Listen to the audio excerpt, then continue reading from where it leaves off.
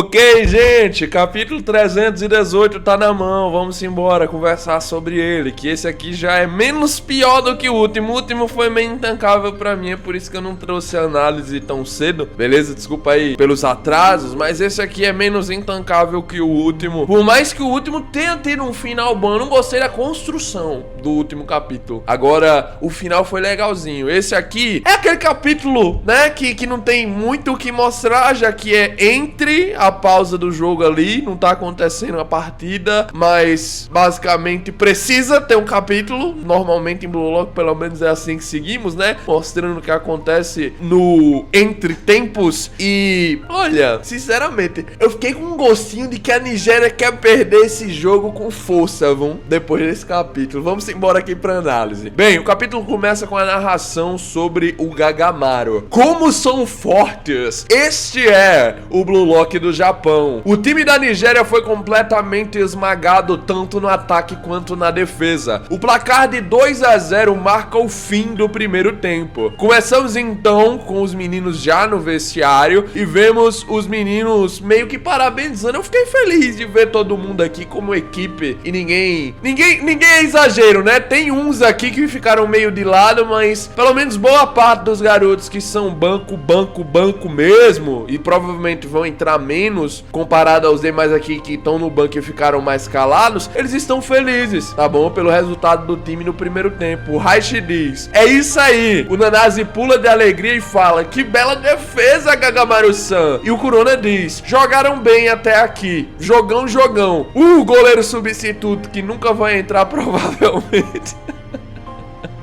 Mentira, ele deve ganhar pelo menos umas 5 a 6 páginas ainda durante esse arco, eu acho. Ele aqui comemora junto do Gagamaru, falando boa, e o Gagamaru agradece, valeu. E agora nós temos os comentários com relação à visão dos meninos que jogaram para com a partida. O Aiko é quem começa, o nosso capitãozão. Ario e Nico, vocês estão indo muito bem, mas estão muito avançados. Prestem mais atenção na linha de defesa no segundo tempo. O Nico diz: certo, mas não dá pra aliviar na disputa de bola. E o Ario fala: digo mesmo, eu também não vou deixar barato no mano a mano. O Karasu comenta: na real, dava pra gente fazer mais um gol. Princesa e Hiyori, vocês não estão focando demais nos cruzamentos? Vê se chuta mais pro gol. O Ryoma falou: cala a boca, Karasu. Espera só o segundo tempo. E o Hiyori também concordou: é, Karasu, chuta você pro gol. Para de querer mandar em nós, né? Obviamente, pelo menos aqui, inicialmente, aquela fala do Kuzo no capítulo passado fica reverberando, né? Porque, querendo ou não, o capítulo começa meio que com a cara de quem realmente são os capitões da equipe. Temos o Aiko na defesa, o Karasu no meio, e aí já seguimos pro Isagi logo mais à frente. Então, realmente, o Kuzo tava certo. Ninguém ficou na dúvida, né, do que o Kuzo falou, mas, querendo ou não, é interessante ver como os garotos conversam entre si. O Karasu sai andando falando: tá bom, babacas. E agora é a hora de nós vermos os pensamentos da Henri sobre esse primeiro tempo. Como eles são orgulhosos. E a gente nem alinhou as coisas do segundo tempo. O Shigiri tá falando uma conversa aqui que é mostrada, mas meio que de lado. Ele fala: Bashira, sobre aquele lance. Provavelmente vamos ver alguma coisa sobre isso aqui no segundo tempo, viu? Vamos teorizar mais à frente, mas eu realmente acho que de só mostrar aqui, meio que cortado, o Shigiri fazendo um comentário desses aqui, dá indícios sérios de que ele vai fazer uma jogada importante no segundo tempo. Henri continua: os meninos estão crescendo numa velocidade absurda. A gente tem que ganhar essa fase de grupos. Nós vamos vencer. E o Isagi comenta pra todo mundo ouvir: não faz sentido vencer se formos jogar desse jeito. Se for pra ganhar só fazendo de sempre, não vamos evoluir. Por isso, vamos testar coisas novas no segundo tempo. O cara fica meio...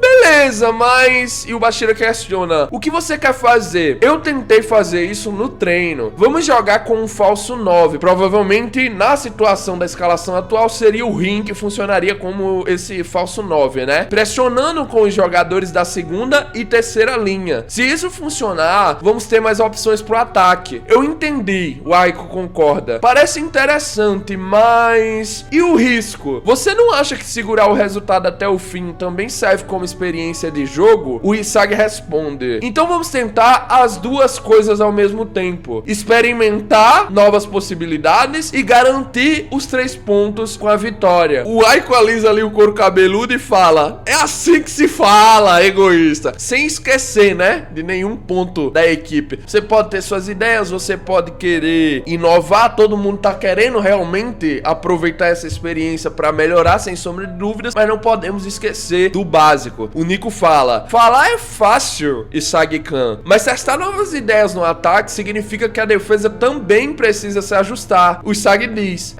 então vamos acertar isso também. Eu vou falar com o Ego-san. O cara aponta o dedo e diz: e a gente pode mudar tudo de repente assim? E eles recebem a resposta que, na minha opinião, é meio inesperada, mas eu acho que faz certo sentido, imaginando que ele se torne esse falso 9, né? O Itoshi Rin se intromete no diálogo e fala: eu tô dentro. Só vencer não basta pra mim. Eu vou destruí-los de um jeito novo. Aliás, eu não fiz nenhum gol ainda. Tá na hora de parar de bancar o bonzinho. Isso aí é o que o Isagi fala e o Aiko diz: ora, as duas estrelas egoístas. Cara, na moral, tá bom? Na moral, eu acho que é um pouco já previsível, dado que a missão do Rin de treino, por mais que eu acho que ainda tenha alguns pontos pra ser revelada, ainda assim, era justamente isso, né? Parar de focar tanto no de sempre, se inovar. Eu acho que esse novo Rin aqui traz uma capacidade de destruição muito maior, cara. Eu não sei porquê, mas o Rin calmo, dialogando, parece tão mais perigoso do que aquele Rin chato, tá bom? Todo edge, todo num canto, meio Sasuke da vida.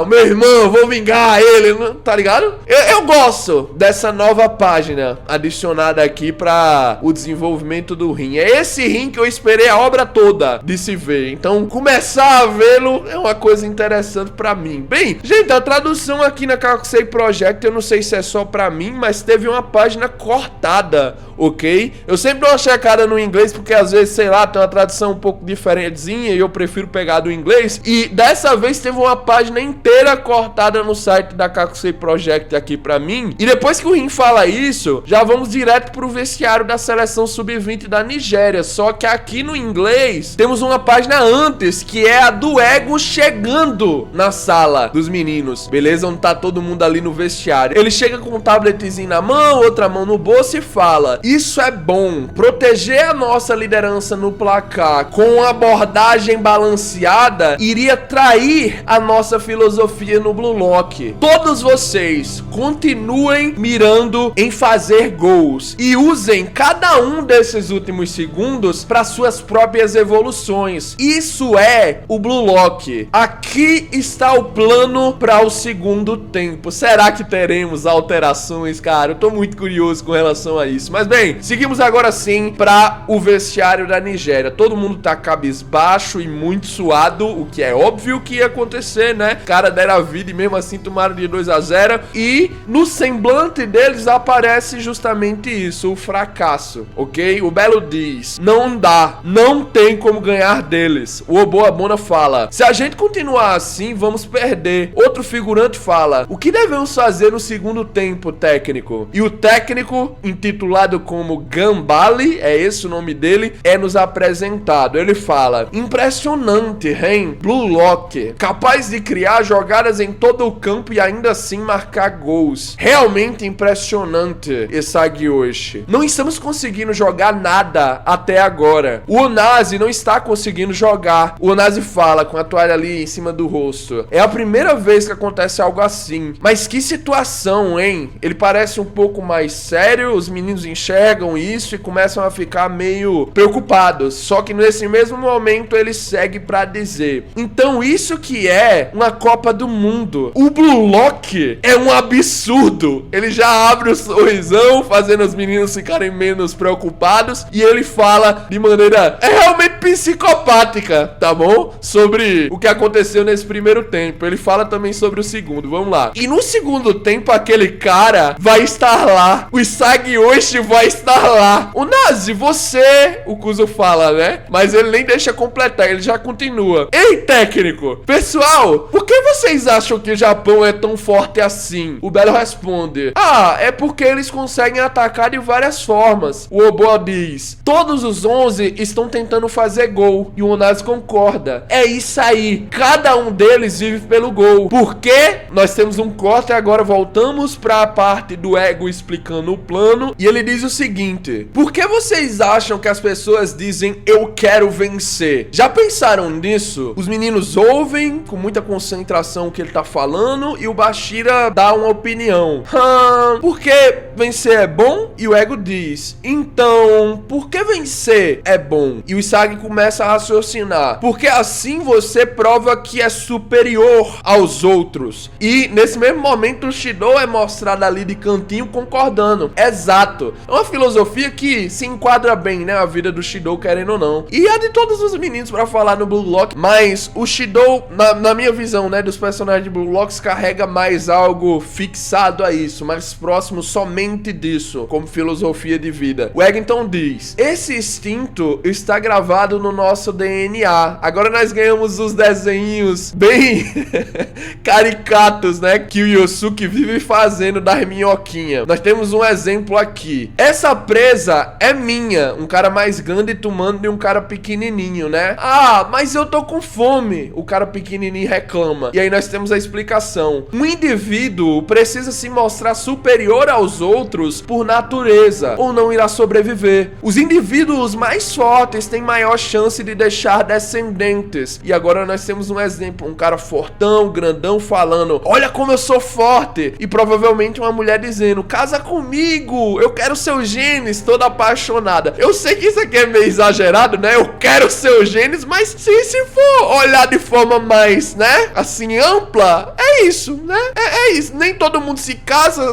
geralmente pra ter filhos, mas se for pra pegar aos nossos ancestrais, era resumidamente isso, né? O mundo de hoje que deu uma mudada nessa questão, mas ainda assim, a base era essa, né? O Blue Lock existe justamente pra despertar esse instinto de sobrevivência e criar os indivíduos mais fortes do mundo. É o que o Ego conclui. E nesse momento nós temos um corte novamente pro lado da Nigéria. O Onazi fala: eu quero vencer o Blue Lock. Vamos tentar jogar como eles? Que tal? E aí o Oboa fica: ou seja, cada um de nós ir atrás do gol? O Belo diz: mas a gente não sabe fazer gols como você, Onazi. Isso não importa. Vamos tentar fazer isso. Tudo bem, não é, técnico? E o técnico diz: se é você quem tá dizendo, Onazi, vamos encarar esse desafio e derrotá-los de uma vez. O Kuzo, ouvindo isso, tá com a cara meio estranha. Cara, eu sempre tô me baseando muito no semblante do Kuzo, cara. Eu sempre tô me baseando muito, por causa que eu sei que nessa situação se abrem possibilidades pra um jogador incrível como ele conseguir fazer gol. E eu espero, talvez, que tenha sim um gol do Kuzo. Eu não reclamaria de ter um gol do Kuzo, mas ao mesmo tempo eu vejo nos olhos dele aqui desenhado que o semblante dele não é de esperança, tá bom? É um semblante mais de preocupação. Você querer mudar a forma como vocês se prepararam completamente porque outra não tá dando certo, pode sim acabar ocasionando algo positivo, mas o ponto é que a partir do momento que você tem uma equipe não treinada e decide jogar nesse estilo que o Blue Lock joga, cara, o Japão vai acabar, querendo ou não, encontrando muitas brechas, com todo mundo tentando fazer seus próprios gols e não tendo se preparado pra isso, ok? Ainda mais pensando que a formação do Japão vai vir diferente pra esse segundo tempo, ou seja, é mais uma questão pra se lidar, e a Nigéria já tava com problemas de lidar ali no comecinho do jogo, então, sabe, fica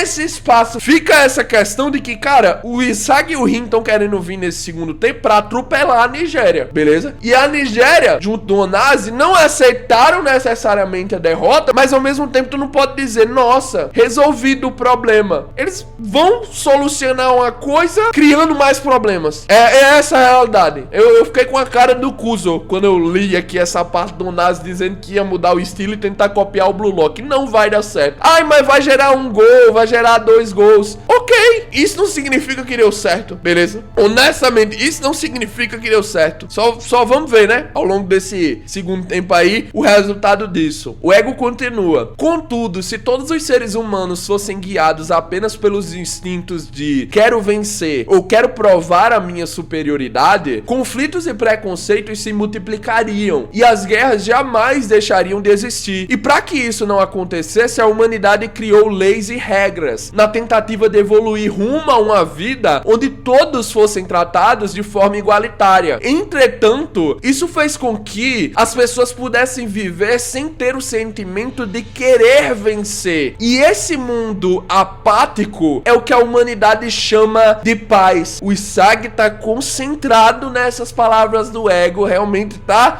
botando pra dentro da mente, raciocinando sobre isso, e o ego continua. E é por isso que eu continuo apelando pra esse instinto de querer vencer de vocês, pra que o verdadeiro desejo que arde em vocês não seja engolido por esse mundo apático. E claro, me incluindo, o Blue Lock é um laboratório vivo criado para arrancar aqueles que se envolveram com a paz, expondo os seus instintos e desejos. Basicamente, ele tá falando aqui da perspectiva da Nigéria e de todos os outros times que eles vierem a enfrentar. Se encontrar com o Japão, se encontrar com o Blue Lock, tornará qualquer outro adversário em alguém mais, vamos dizer assim, ligado, ativo, alguém que quer vencer, alguém que abandona essa paz interna, esse conforto, que na verdade não existe, né, cara? Se você viver a vida inteira em conforto, você nunca vai saber qual é o seu real potencial. Então o Blue Lock, querendo ou não, tira isso de seus jogadores e indiretamente acaba tirando também de todos os outros que estão aos seus redores, ou seja, os seus adversários. Vemos a Nigéria entrando em campo e o Onazi chama: vamos lá, Nigéria, ó diamantes brutos que clamam, eu quero vencer. Eu lhes concederei uma nova fórmula, pois vocês sabem por que o futebol tem tamanho poder de cativar as pessoas. A partida recomeça com o Isaac tocando na bola e nós temos agora uma mensagem muito interessante. A origem da razão por trás do frenesi, nas palavras de ego,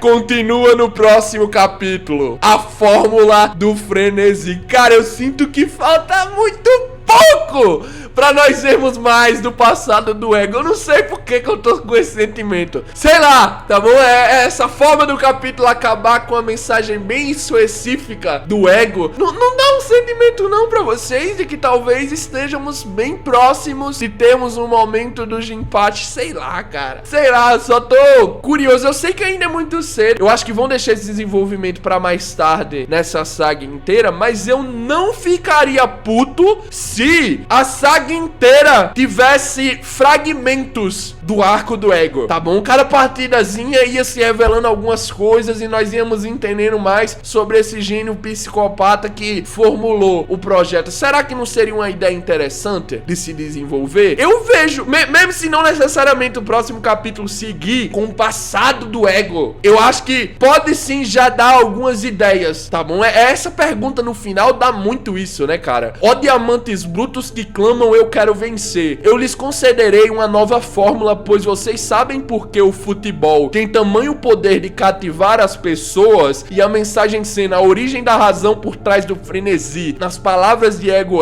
né? Fica meio...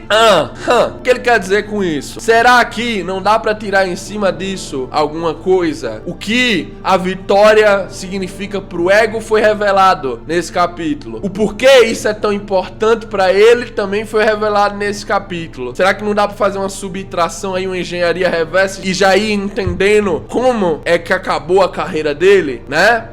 Tô só articulando isso, beleza? Como que ele seguiu tão longe, mas ainda foi parado no meio do caminho? Sei lá, só botei aqui na mesa. Talvez o ego realmente entre em mais evidência a partir agora do segundo tempo, já que no primeiro tempo nós nem vimos ele direito. Vamos concordar que ele só apareceu pra ficar olhando ali, gol. Eu já esperava. Basicamente foi isso, né? O primeiro tempo do Ego de Empate participando aqui desse arco. Agora vamos ganhar um maior foco, eu espero. Nos vemos aqui amanhã pra mais um vídeo, gente. Tamo junto. Não se esquece de passar no canal Taigo, que agora tá voltando de uma vez por todas com o vídeo de Jujutsu Kaisen módulo. E eu tô chegando no semanal de outras obras, então eu tô achando que eu vou acabar analisando elas, beleza? Tô gostando muito de Kagurabachi agora. E a Shiakuta tá da hora. Então vamos ver, beleza? Tamo junto. Valeu, falou. E